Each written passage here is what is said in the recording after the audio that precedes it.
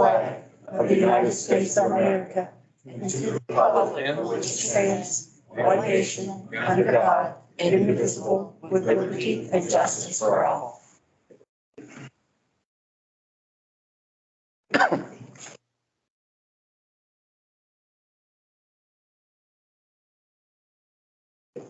Roll call? Trustee Blower? Yes. Trustee Fisher? Here. Trustee McGurran? Yes. Public participation is first on the agenda. Here we go. We have two. Oh. Ms. Arno?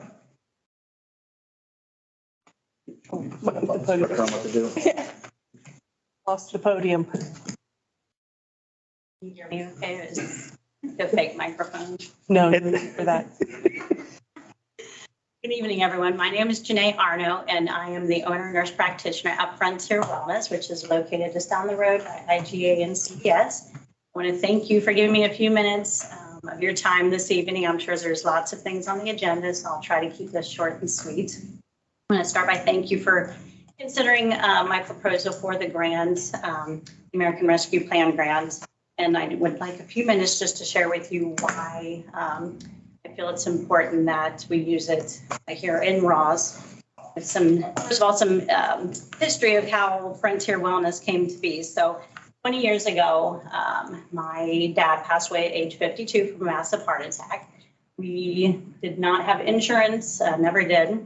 He left behind my mom and 6 kids when he passed away. And I'm convinced that if he would have had access to health care, that his high cholesterol and hypertension would have been identified and therefore treated, and my path would have been very different.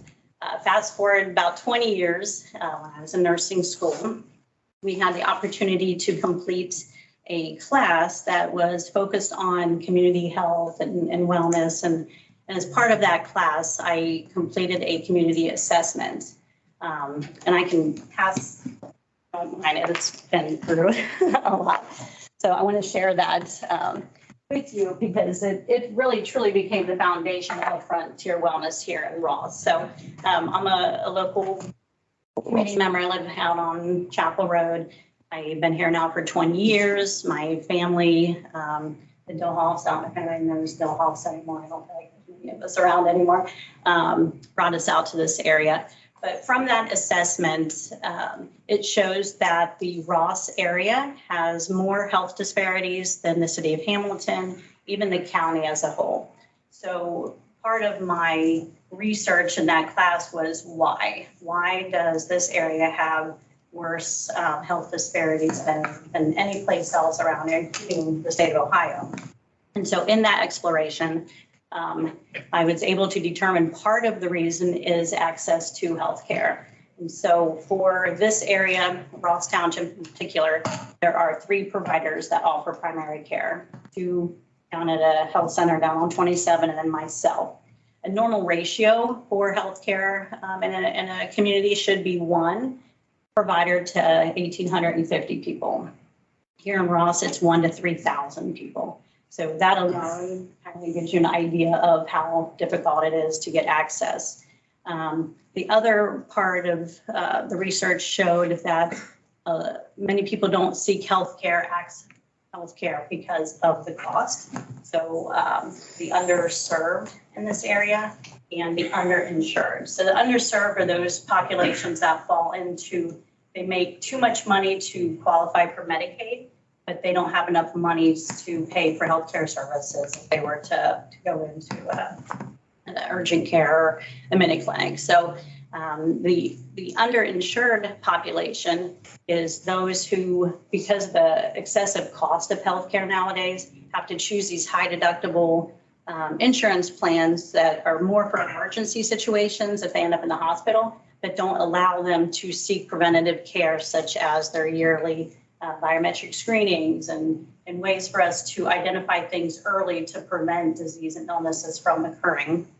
And so the foundation of Frontier Wellness came to be, how do I provide access to everybody in this community without any issues in regards to their financial status? And so I opened in October of 21, so I've been open just now over 2 years. And I can tell you very early on the struggles I had with serving the Ross community.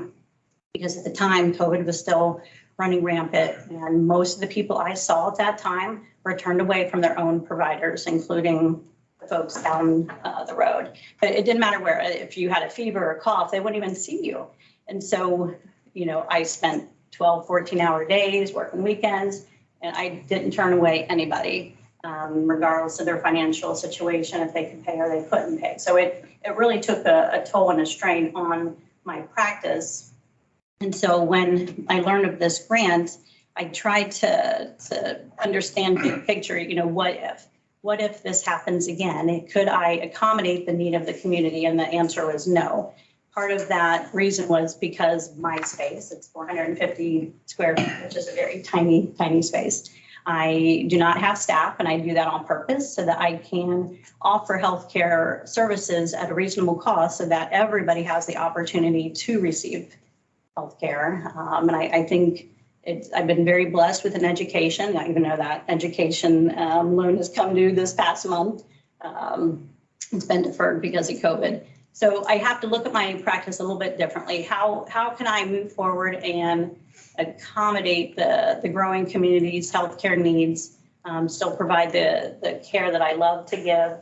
And the only way to do that is to get some funding to serve that purpose. So my hopes or my proposal includes hiring some staff, first of all, so that I can push off some of my duties with answering the phones, because it limits me how many people I can see a day. You know, and I have to take breaks in between and make phone calls and call back with blood work and things. It prevents me from being able to see the people that need to be seen. And then some monies for additional space so I can have a second examiner, because I am limited by again, my space. I can only see one person at a time.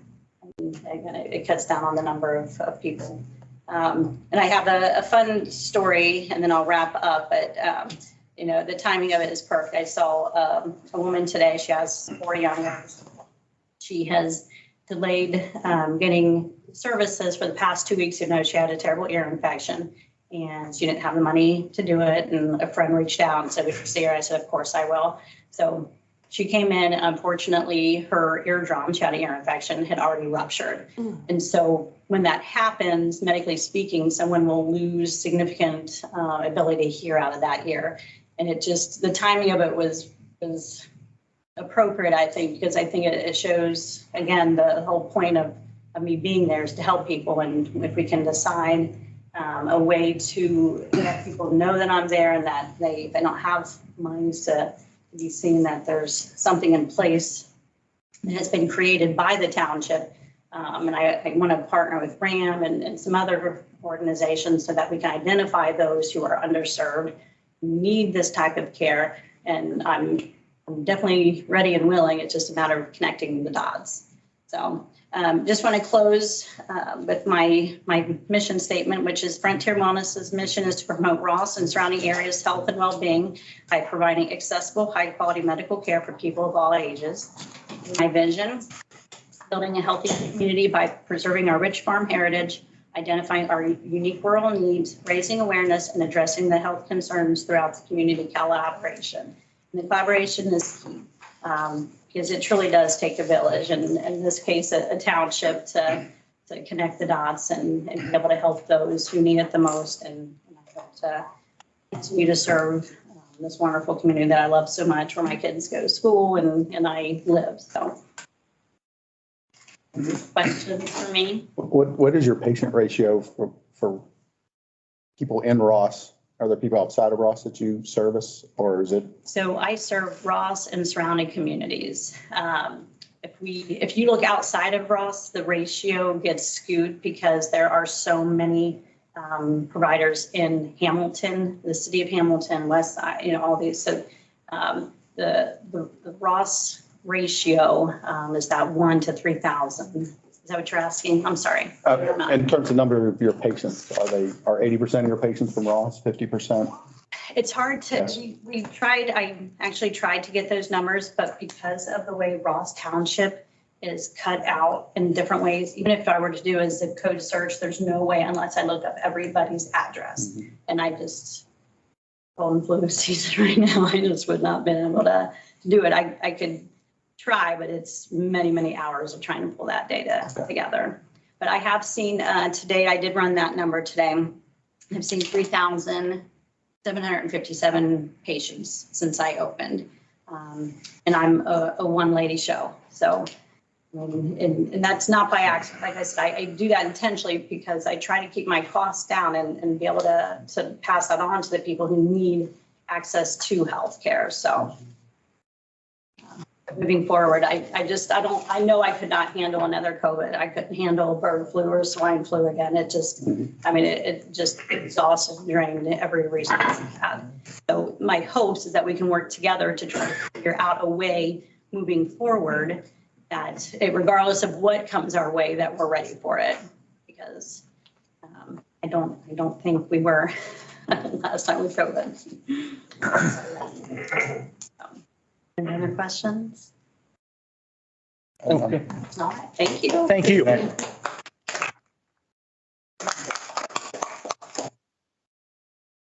Martha Mel?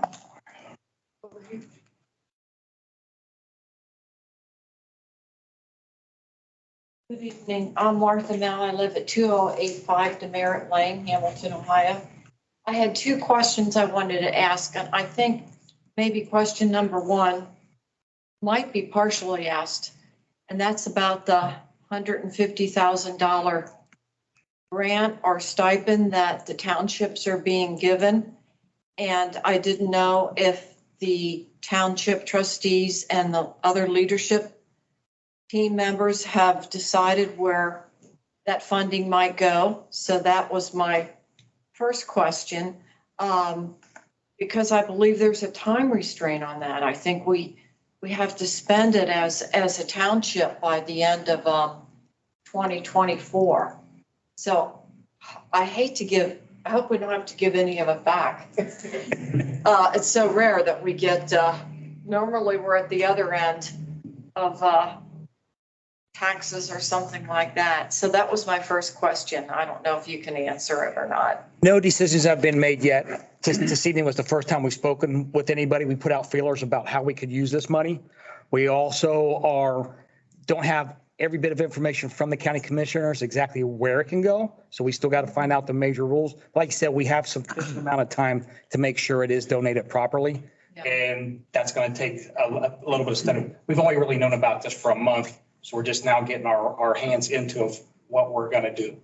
Okay, I was just thinking, I was brainstorming with my husband the other day, and Meals on Wheels, I don't know anything about it, but I just thought I'd toss that out. And then my second question is, does anyone know when the construction project down here at the intersection of 128 and 27 is going to be done? Because I think it was started, correct me folks if I'm wrong, like June. And I'm thinking that perhaps some of the Egyptian pyramids might have been built quicker than. Does anyone have any ideas? Yes, we do. ODOT stopped in and talked to our road superintendent, and it's next fall. Next fall? Next fall. They, of course, throughout the state, they have to do their different things and different crews do specific work. Once they complete the retaining walls around the bridge piers. Yeah, I see that, the concrete. Yes, that'd be it for this year. They've torn out a little bit of guardrail up top. My question was to Paul that night, are we going to have the orange barrels on 27 through the whole winter? The ODOT gentleman did not inform Paul of that. They will not fix 128 pavement deck until that time, as far as what Paul told us, because they're going to start down at the county line and come all the way up. So they won't mess with patching that up for the winter weather. But do you know what work they have that's going to take them until, what is that, like, it's basically a year? Right, another year. Bridge walls are coming off, and we chose what the pattern would be over a year ago. They gave us three options and paint, color of paint, so that it'll be all bridge work when they start up in the spring all the way through summer. Bridge work. So does that mean that the Painting, beams that are holding up that's all gonna get scraped and painted and, okay. Yeah. That gives me a better, Hopefully they'll get rid of the barrels on 128 once they get them retaining walls complete, that those will at least go away. okay. So we have better travel and left-hand turn arrow hopefully will come back when they wrap that up. Okay. No promises. I hate to bother you. I just, there's no other way to try and get an answer than so that's all I. Martha, you should expect that there's going to be a pause though in the work Oh, yeah. over the winter. Of course, if the weather stays like this, they could keep working and maybe get it done sooner, but winter's coming, I guess. Okay, thank you. Okay, and to answer Martha's question, the end date is it the end of 24? There's some question about that. In theory, it's supposed to be spent by December of 24. However, there's some language that says if it's not encumbered, there's another word that's being used that's escaping me right now. But if it's earmarked to be spent, you have to have it spent by 26. And we're trying to get some strict answers on that. I mean, if we dedicate it, is that, we don't know. So theoretically, the short-term answer is December of 24. There could be a little more wiggle room that gives us a little lengthier period of time to spend it, but. And I would encourage anybody that has any ideas on that, I mean, to bring them to the township. We're not, set on anything yet. So I think the ideas should still be coming in if anybody has anything.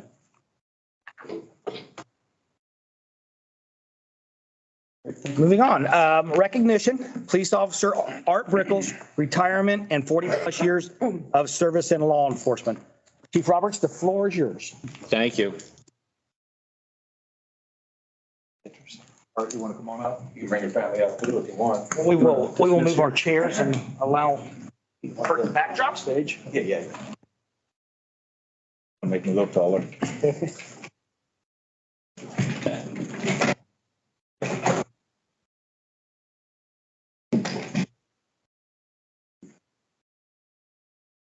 Want to do a picture?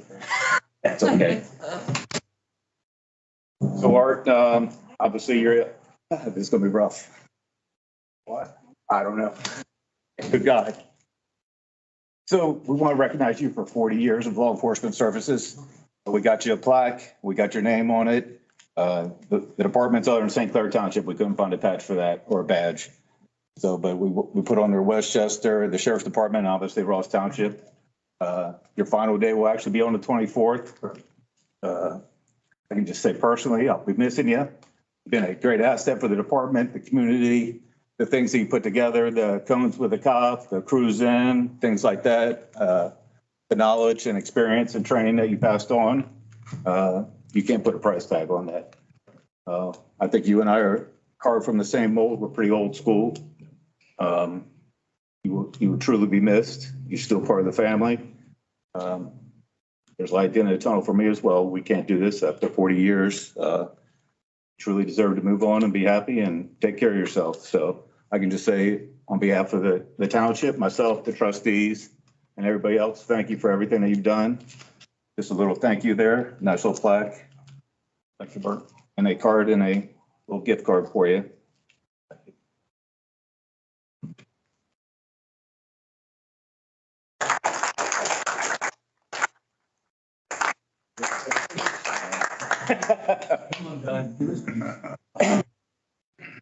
Well, this is a difficult day for me.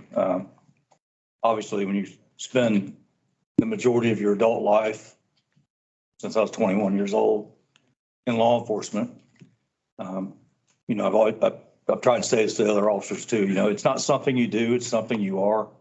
It's who you are. From day one, when you put a uniform on, your life changes. You have to live by a certain code. You have to treat your neighbors, your friends a certain way. Your friends know what you do for a living. Your neighbors know what you do for a living.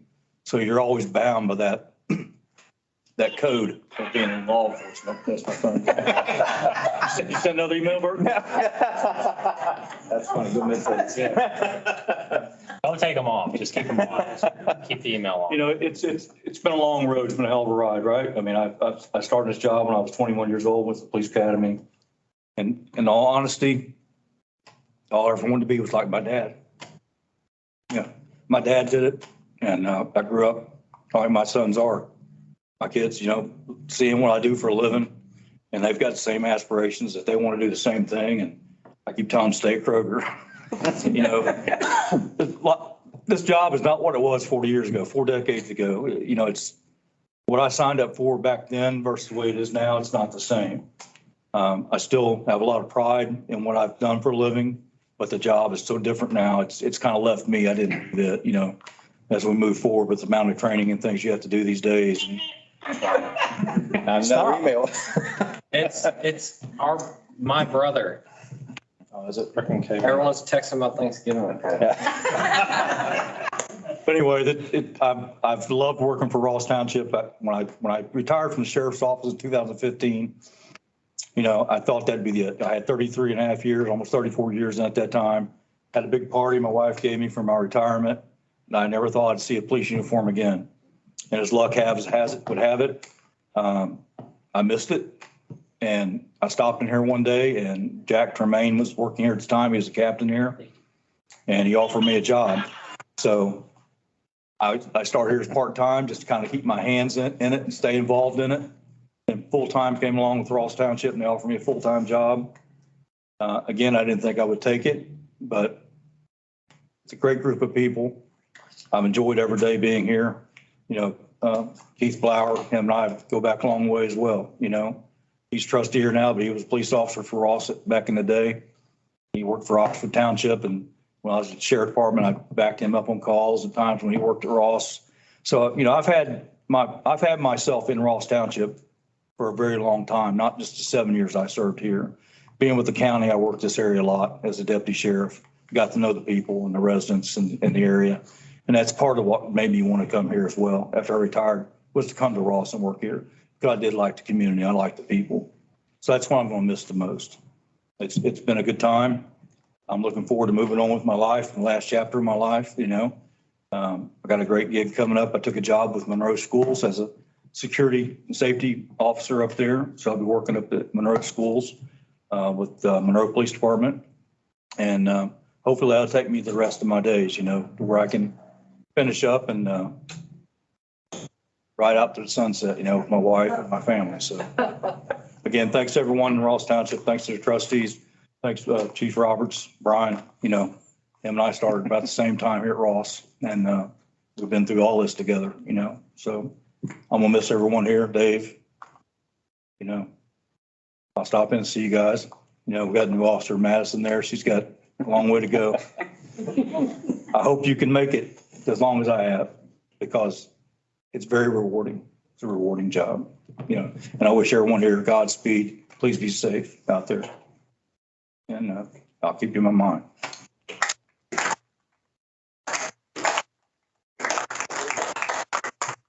Good picture up here with the family. Come on, come here, Jack. Quick picture. Picture with Molly, you're in the Papa. middle. Or with Dad. Okay, Stand here. come on, Molly, let's get our stand here. picture with Papa. Okay. Nice family. Yeah. Who was missing? They got the COVID. They couldn't come. Like for Thomas and Katie. Look over this way, Art. Okay. I'll send an email out. You'll be okay. Yeah. Thank you again.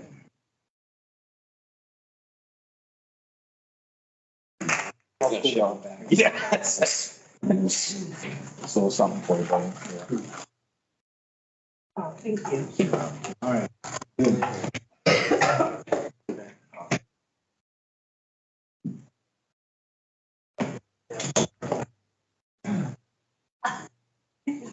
It's off the doors. I'll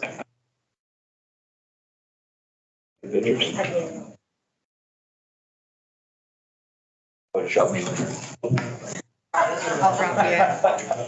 Thank you.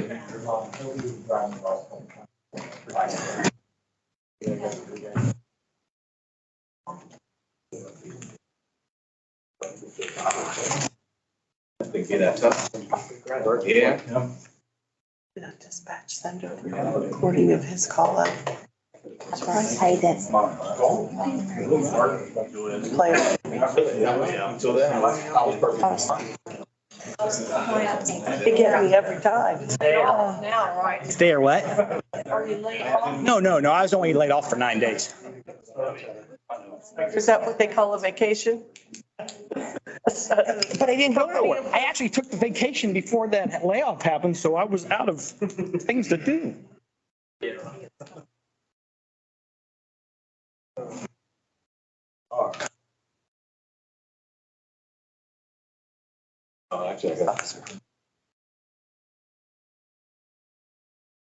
I'd ask with the board's approval, he'd be more than willing to let his collector's car stay here, and it could be in the township for our parades with board approval. He'd like to leave the car here for display? Heck, yeah. Absolutely. Hey, Art, we're going to keep your car. Verbally agreed to allow them. Let's stay. Yeah, they said absolutely. Yeah. I mean, what? You know, like I said, got insurance on it, so it's not paying for it. We'll do Memorial Days and homecomings with it. I'll clean out, put it in the parade. Yeah. But I think it's a nice memorial. Absolutely. Yeah, we love it there. It's nice to have a police car in the police station. Not a fire truck. Here's the car. Art left out when he was talking and very emotional. Large part of his career at Butler County, he was a canine officer. So when you say take your work home, yeah, he did every night because wherever he went, the dog went. And he was right. He as a canine for that shift, he covered the whole county. So if Ross Township needed a search or a bite dog, Art came out here and was off traipsing in the woods by himself, because if he went in the woods with the dog, we didn't go. It was him and the dog until the person was found or located. Wow. Because the dog doesn't recognize uniforms. It'll bite anybody. And hard. And hard. All right. Administrator's update. Update Ross Township Land Use Plan approved by Butler County Planning Commission on November 14th. Lori? Yes, you have before you the letter of approval. I just received that today. I did attend the meeting that they did approve the land use plan. I would like for you to note within the letter, it indicates that it will go before the Board of County Commissioners. I have responded questioning that. I thought that the Planning Commission was who gave final approval. I do have a email from the past from the prior planning administrator indicating that the Planning Commission provides final approval, but he's no longer with the county. So when I have clarification on that, I'll let the board know. At the same meeting, the PUD for Waldorf Automotive was also approved by the Planning Commission. It will go before the commissioners when the plan for the PUD is there before you. It does have some requirements that will need to be taken care of before approval, and those are included in the letter. I've seen his plan from his architect. It's very nice. Very well done. I think everybody will be happy. Good. That's the only update that I have. Thank you, Lori. Fiscal officer report, Julie? I have nothing at this time. Thank you. We'll move on to discussion items. First out is the outcome of the police department levies. Since they both passed, is there anything to talk about or? Well, we really, the 1.5 is still got a question mark behind it. They're counting provisional and absentees, and the Board of Elections won't certify anything till November 28th. So for purposes of our budget hearings coming up, we have not included that revenue. We'll have to do an amended certificate on the original certificate that starts our year, but that's just a perfunctory step. When it passes, we'll take that step and we'll bring that revenue stream in. So that's kind of where we are on that at this point. You said it gets certified on the 28th of November? That's what we're being told. Okay.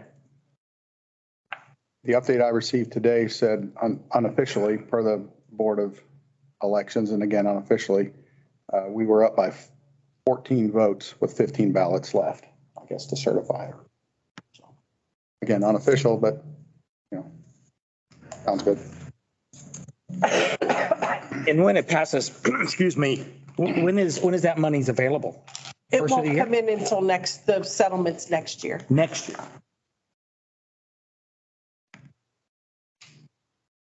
The money starts coming in next year and then it's distributed in 25. No, it'll come in 24. It will be part of the tax 24. calculation in January, and the bills that go out in January and then again in June or whatever the time frame is. And then they're typically, the settlements are March, April, and then August, September, depending on due dates. And with the uncertainty of the property valuations, my guess is that the auditor is not going to have certified values until the last second, which may mean they may push off the due date to like March 1st or something like that, which means we might not have the settlement till April, beginning of May. So there's a lot of question marks hanging out there. None of them are in our control.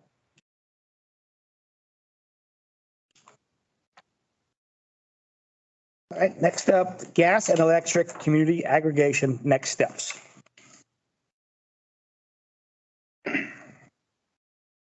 You have before you the timeline that was included in the presentation that Energy Alliances provided. So the next step is 30 days post-election.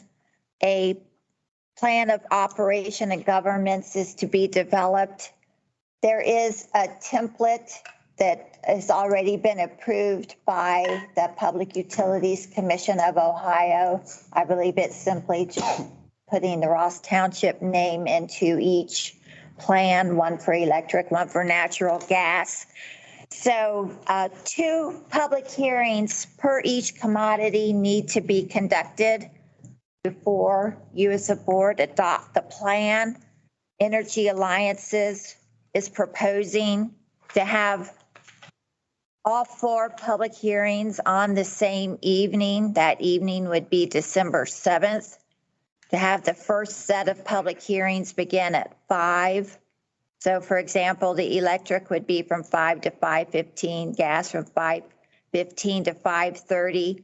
Have a little break. The board is not required to be at any of these public hearings. I'd like to preface with that. So then there would be a little break in the evening, and then the second set of public hearings would be within your Board of Trustees meeting. That way you would be present to hear if any community members come and have any questions or concerns about the plan of operations. Representatives from Energy Alliances would be here conducting the public hearings.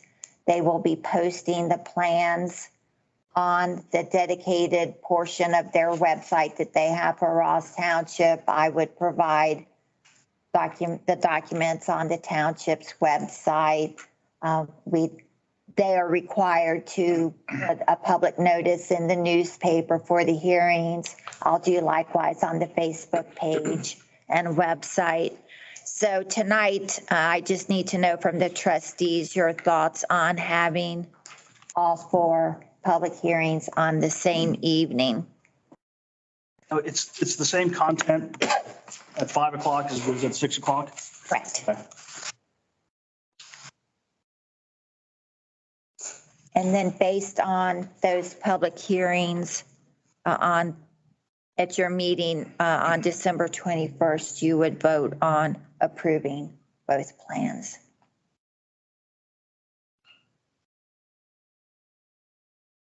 I'm good with those dates. Gentlemen? The 7th and then the 14th.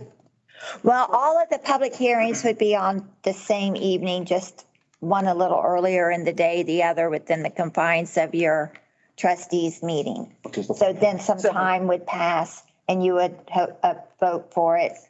All of them would be on the 7th. They're just held an hour Okay. apart. Okay.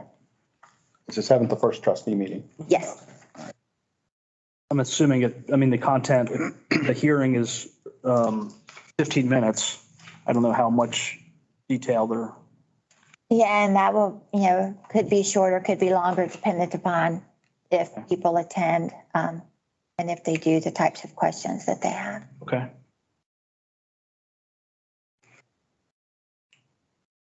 So, We'll do those dates. okay.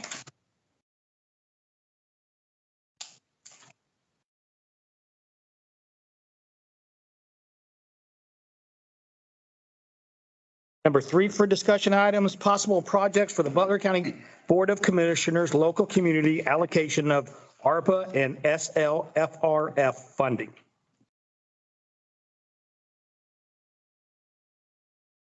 So in addition to Frontier Wellness, we have also received a request from RAM. I have also included in your packet an initial request for guidance from the Butler County Prosecutor's Office. He pretty much just continually refers back to the final rule of the CARES Act. I did state a specific question regarding RAM and distribution. In this case, I used food. Does it have to be only to Ross Township residents? You know, the physical location of the entity is in Ross Township, but, you know, does their service have to be restricted to only Ross Township residents?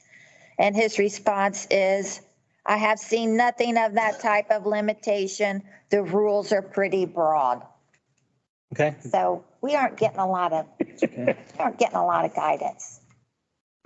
So I have given you also in your packet from an overview of the final rule, assistance to small businesses in the case of Frontier Wellness, and assistance to nonprofits in the case of RAM.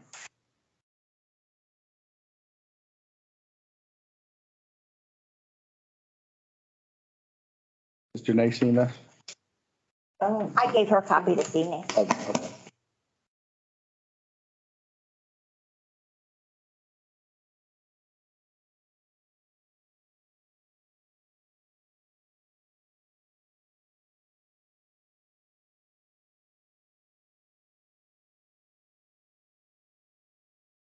Something we should talk about.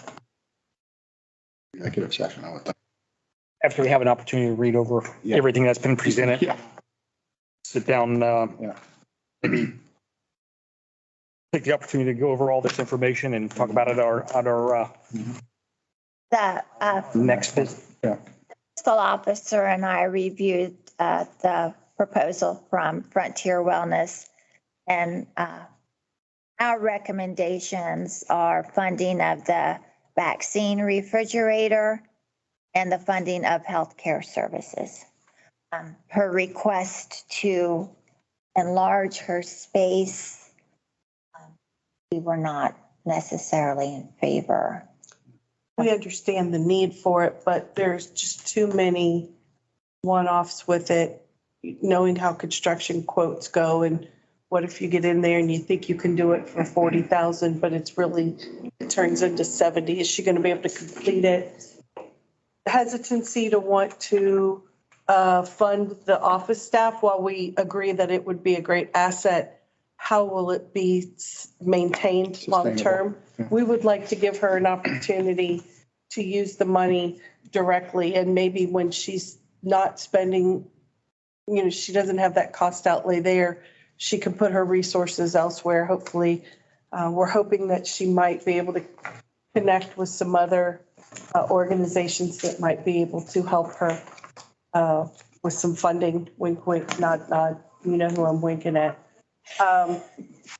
No, but we just think that there are other organizations out there that might be able to help her as well.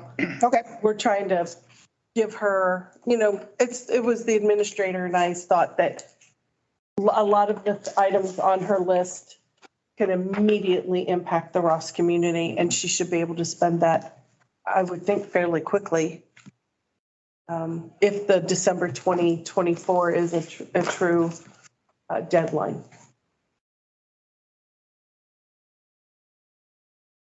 Did we get some feedback on like nonprofits like Community Foundation? Could those funds be given to a community foundation and so indirectly there? That's like subgranting, because if we did that, then they would be, the reporting chain may just be a nightmare. Okay. And because we have at least two viable organizations within the community, I think we can easily expend the 150 Okay. and get it into the community doing things that it needs to do. But you're going to read through it and you may see things very differently. Okay. And then Ram's proposal is a lot more succinct, but I don't really think I don't think it needed a whole lot more. I mean, you understand what they're going to be doing with the monies.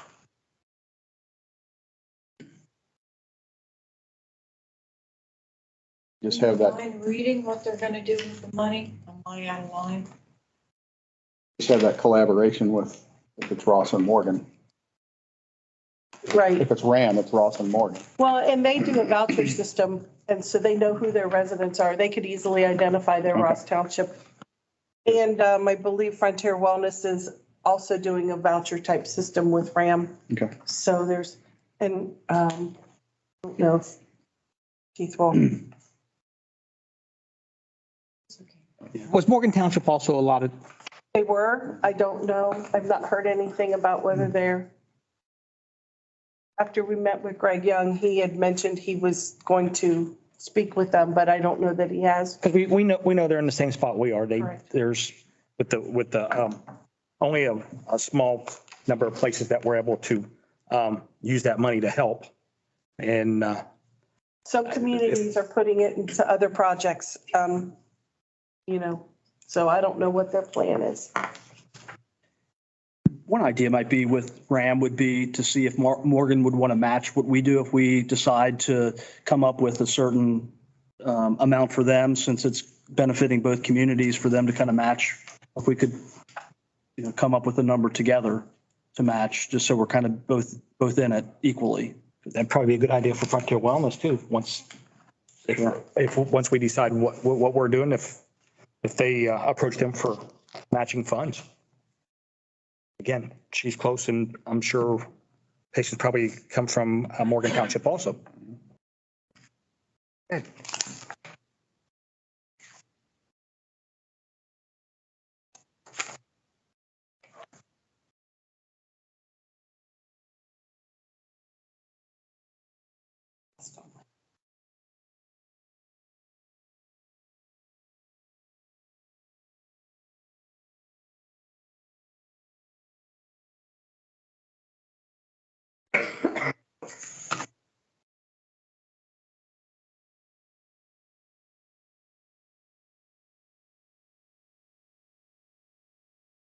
Anything more on ARPA funding? Possible projects for capital budget fiscal year 2025 and 2026 and one-time strategic community investment fund, OTSCIF submissions.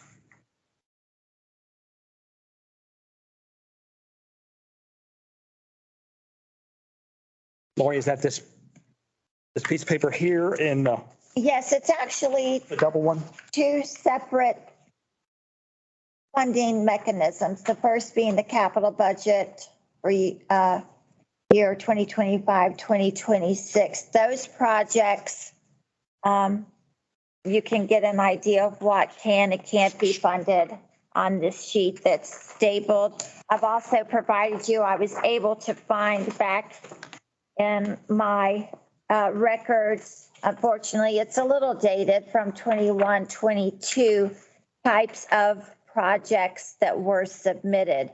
They're mainly walking paths, park projects, that type of thing, large projects. And with these submissions, the requesting entity has to be prepared to pay a portion of the project. It's not 100% funded.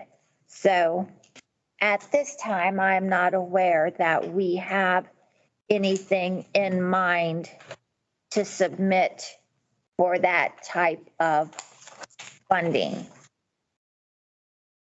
Former trustee Patterson is who initially made me aware of this second pot of funding, one-time strategic community investment fund. Since then, the OTA sent out one of their briefings that contained the other stapled paper that I've provided you, which once again, there's very minimal guidance on what the state of Ohio was thinking that they would like to fund when they came up with this opportunity. I tried Googling, and the only thing that I could find on the internet was on some obscure forum that said that possibly safety equipment for first responders could be funded by this one-time pot of money. I have no reason, I have no way to validate that comment. No way. I did submit an email to Representative Gross's office for some guidance on this funding, and got pretty much, I got a response, but it didn't really contain any guidance. But the fiscal officer and I have talked about it, and we are suggesting submitting for the communication radios for the police and fire departments. It would be about $322,000 for the total amount of radios that each department would need. Now, we don't have to ask for all of that since it's radios. We could, ask for a couple radios. As the trustees are aware, at some point in time, we've been told that our radios will no longer function with the county's communication system. We don't know when that's going to occur. Radios are about $6,000 each. We also don't know what percentage the township needs to be prepared to pay of the project. And let me back up for the two newer trustees here on the radio situation. The HT1000s, which we presently carry, they work. They're compatible with the CAD system. Motorola will no longer make parts to fix those. Somewhere along the line, there's going to be a radio guy somewhere that works in his basement that will take old radios and repair new ones. But that you have to find that guy. But that's the problem. They're working. But Motorola, because they're a company, they want to make bigger and better. So that's what's happening there. They just no longer make the parts to repair the radios that are on hand. Is that for just police or police and fire? Oh, it's everybody across the board. Okay. And you couldn't integrate the two. It would have to be an all or nothing. You can use the H radio until it breaks and we can't find somebody to repair it. Okay. But they still work with the Motorola, the newer Motorola's would be compatible with the existing ones? Yes. Okay. Yeah, same channels. Okay. That's all the responsibility of Rick's at the county. Their radio, they program it at all there. He has employees that's all they do is repair and keep their radios running. No. With the updates. Okay, I'm sorry. You back? So, our recommendation is to submit a submission in regards to the radios. If the board has any ideas, the deadline is December 18th to submit it to Representative Gross. So do you already have a form in hand for us to sign and send back, or is that's not even available yet either? I don't know. No, we don't know. Yeah, I haven't looked that far ahead, just trying to figure out what the project itself would be. There's a pretty good chance we're going to be told that doesn't qualify based on prior. But we're also not being told what kinds of things would qualify. Former trustee Patterson also said she might be able to give us a little bit of guidance. Who do we need to contact for that? Is it Jen, the person we talked? Gross. The person? That's where we're supposed to go through. She hasn't responded yet? I got an email from someone in her office That didn't really answer any of our questions. sort of reiterated a lot of what's on this paper. What do we need to know from her? What is our question to her? It was also suggested that if that is not a channel, that Representative Hall might be, or because he's on the technology committee, he might know. Okay. So Just what kinds of projects are they looking to fund with this one-time strategic community investment? And Right. what percentage should the township be willing to have to contribute to the project? I'm gonna text. What type of projects? what type of projects and what type of, what kind of skin in the game do we need? Is it a 10%, a 20%? What's our Yeah. responsibility? Typically, there's a magic number out there. Yeah, I see this other one looks like it's about 10%. Mark Singer stuff. Mhm.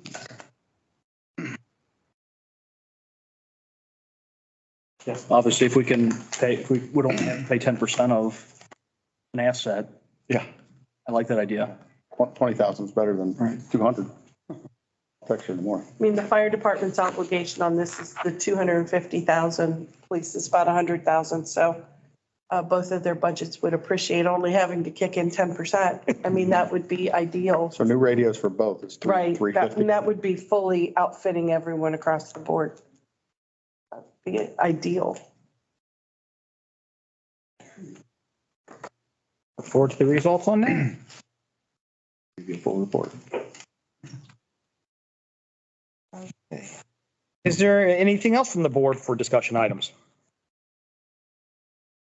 This one thing, is this just optional, this parks thing? Is that something they're asking if we want to do? You know, Those are just examples of projects that have been submitted in the past for consideration back in 21. under For the capital Okay, I see budget. it. Gotcha. Yes, under the capital budget. They're requesting capital budget items as well, and they are typically usually this type of project. And then there's this new one-time strategic community investment fund. It's a separate pot of money that they're going to do. So it's, So in this case, if this was this Metro Park that's up there at the end of Timberman, is this something that you see? We would be, this would be our match. Right. I mean, that wasn't bad? ours. I think that was Metro Parks, though. Yeah, but if it were, as an example, is this a bad, Right. is this a bad number? Not when the project's $1.1 million. No, that's, Okay. seems reasonable. I mean, does the township support it money-wise?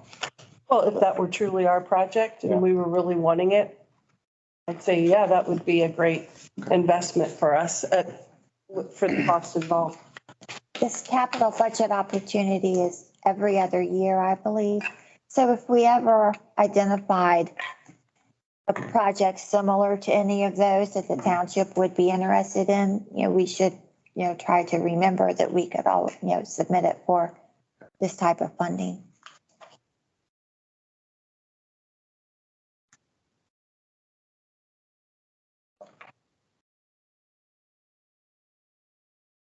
Moving on to closing action. Is there anything further to discuss come before the board? Send everybody a thing that I did a Zoom call, and I just wondered if there was any feedback, any thoughts on that with the township app. If the township created an app where all the residents could have it on their phone, and I think any notifications or just push notifications when there's a road shut down, when there's something going on in the township that's important, that it pushes straight to their phone. Just wondered if there's any thoughts on that. Weren't we supposed to have something coming on this, on basically the same thing where it was supposed to, Not emergency based. and Through the EMA, yes, through the EMA, that was, I forgot what agency it was that came here, but that's been a good year since they spoke about that. Same thing you're talking about where some kind of an emergency, tornado, earthquake, Yeah. whatever, that it would, whoever signed up for it directly to your phone on that app. And yeah, we haven't heard nothing from them. This was beyond that. I mean, it was more, it included that, but if we, whatever, that was a special meeting, Okay. it would, Lori could volunteer to administrate it and push notifications out to anybody. our website Anything. currently will do that. Okay. So we really have two capacities. Through the EMA, which I reach out to them about every 3 months, they are awaiting a new system. They've been waiting for this new system for quite some time. So they don't want to train anyone until the new system is in place. So once the new system is in place, they will have a gathering of everyone that's participating and train us on the new system. In the meantime, they said, should anything need to go out in case of an emergency, they will handle the messaging of that for us. But our website has the ability, when I post something under news and notices, people can receive that either a text message with a link, or I'm signed up for text messages myself, but another option is an email. People have to actively go onto the website and sign up for that. So maybe through Facebook, I'll start. Did you know you can sign up for these notices? If we begin to really promote that and see how many people sign up. It's just like your app, though. People will have to take the step of registering for it. And then how do we, as a township, is each department head assign one person that puts out information from their department? We don't have a centralized communication person. They could funnel it to me. But, how do we, if we go with this third means, how do we organize that? I think in the video, it was short, it was maybe 10 or 15 minutes. There can be administrators to it. That could be, consider 4 people that do it, the department heads, and they could push, just put a notification out there. But if the townships does the same thing, it's just a matter of giving everybody access to the information that they want to know. Right. And on the website, you can sign up if you want to know when the agenda's been posted to the website, when the minutes have been posted to the website, when there's a news and notices, a new news on the website. You can kind of request what information. It's not there might be 4 or 5 different options. It's not a large set of options, but you can request what you want to be notified about. I think it's a good idea. Everybody has the chance to get the notification, if they even know that is available. It probably, yeah. Or maybe Facebook and maybe in the winter newsletter or something like that. I think, Laura, what I would do is kind of highlight where it is. When I look on that site, it almost kind of gets buried and the other information. Far down. Yeah, I think if you kind of show that, or even put it, it's where it kind of scrolls, it might even be good to put it on that scroll instead of just kind of being buried and just kind of look. Yeah, when I looked for it, I kind of went right by it. Okay. And I think the EMA notification system is supposed to be reserved for catastrophic things. Yeah. Train derailments, truck tanker spills, major issues that are of a safety and that kind of nature. They don't want alerts that Black Road is closed for 7 days. That's something that maybe our system, we need to get, because things like that go out through our fire department, through our police department. They will do it through their Facebook pages, but maybe we need to concentrate it on being more centralized with message. That's exactly what the app kind of does, is brings all those things together. And I think whether you put the Facebook link to fire and police on our website, I'm sure that would help. But I think the app was good at consolidating all the information. And I think just when you go to the website, you're just getting this huge chunk of information. You kind of go to the top and you pull this down and which one is it? You kind of go there. With the app, it's just a lot more clear to what function you want to go to. So, but yeah, Ross, I watched the video and I thought it was a good, just another way to communicate with the community. Yeah.